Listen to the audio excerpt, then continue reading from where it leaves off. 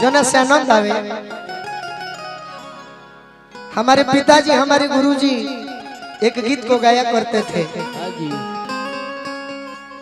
आदमी के आदमी से अरे तनिको न प्यार बा, जेकर पास पैसा नइखे उन्नी पटे गवार बा। राजा के प्रजा जाने कैसन व्यवहार बा, जेकरा पास पैसा नइखे उन्नी पटे गवार बा।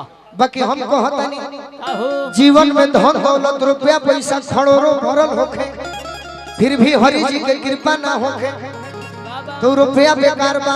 शत्रुधन भैया अन धन भरल बा दौलत बेसुमार बा, अन धन भरल बा दौलत बेसुमार बा, अन धन भरल बा दौलत बेसुमार बा। खूब रुपया पैसा भरल होखे बाकी हरि के भजन बिना सब कुछ बेकार। हरि के भजन बिना सब कुछ बेकार, हरि के भजन बिना सब कुछ बेकार। हरि के भजन बिना सब कुछ बेकार। मैं ये तो नहीं कह रहा, हमारा माताजी चमेली देवी जी के परिवार के इतना सुंदर व्यवहार बा कि मनोज तिवारी जैसन सुपरस्टार भोजपुरी जगत के जुड़ल बानी। लेकिन हम आज खातिर नया तब तक रहनी जब तक होटल में रुकनी। आज के बाद जीवन में यह परिवार खातिर गोलू राजा के पूरा परिवार हमेशा समर्पित रही। ये हम जरूर कहते हैं, कलाकार बन के ना, एगो भाई बन के, एगो बेटा बन के। लेकिन फिर भी दुनिया में आए हैं सो जाएंगे राजा रंग फकीर, एक सिंहासन चढ़ चले एक बंधे जंजीर।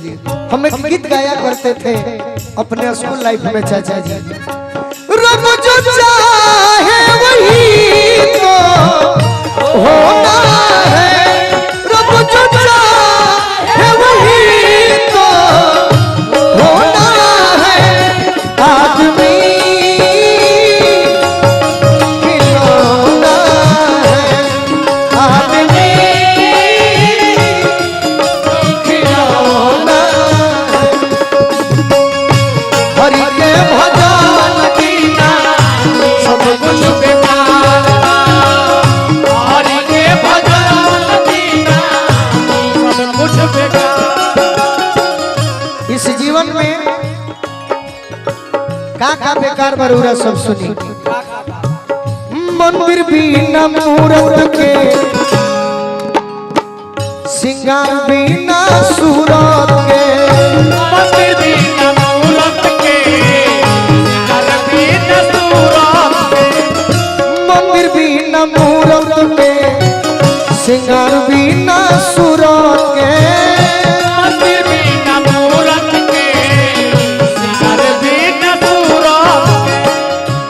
मंदिर होके ओहमे भगवान के एगो मूरत नहीं के तो मंदिर उदास बा।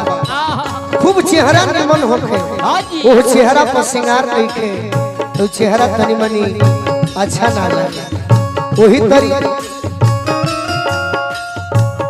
बात बिना जरूरत के बिल्कुल बेकार बा।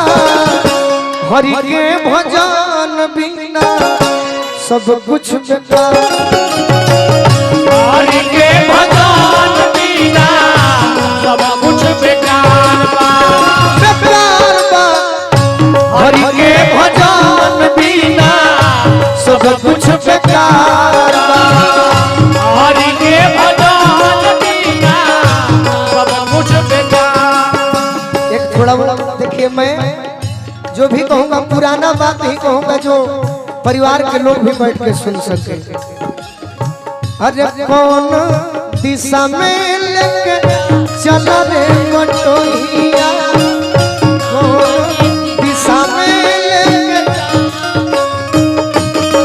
ये ठहर ठहर ये सुहासी बहार चला खानु रे देखन हरि के भजन बिना कुछ बेकार हरि के भजन बिना सब कुछ बेकार। और का चिड़ै भी न चोंच के बैल भी न पोंछ के, चिड़ै भी न चोंच के बैल भी न पोंछ के, चिड़ै भी न चोंच के बैल भी न पोंछ के। चिड़ै भी न चोंच के बैल भी न पोंछ के। आज जितने भी यहाँ नौजवान आए हुए हैं हाँ जी उनके लिए कहना है कि चिड़ै भी न चोंच के अब बैल भी न पोंछ के, वो सही मरद भी न मोछ के। अरे बिल्कुल बेकार हरि के भजन बिना सब कुछ बेकार।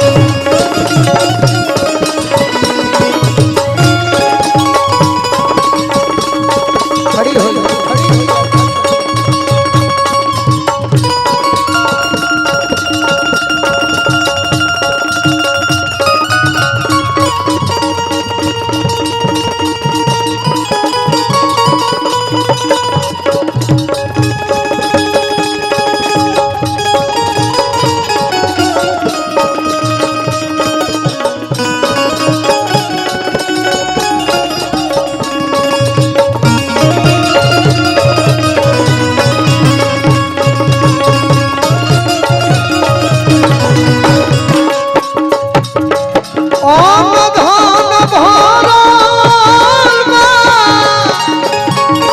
अरे दौलत बेशुमार बा हरि के भजन बिना सब कुछ बेकार बा, हरि के भजन बिना सब कुछ बेकार बा, हरि के भजन बिना सब कुछ बेकार बा, हरि के भजन, हरि के भजन, हरि के भजन बिना सब कुछ बेकार।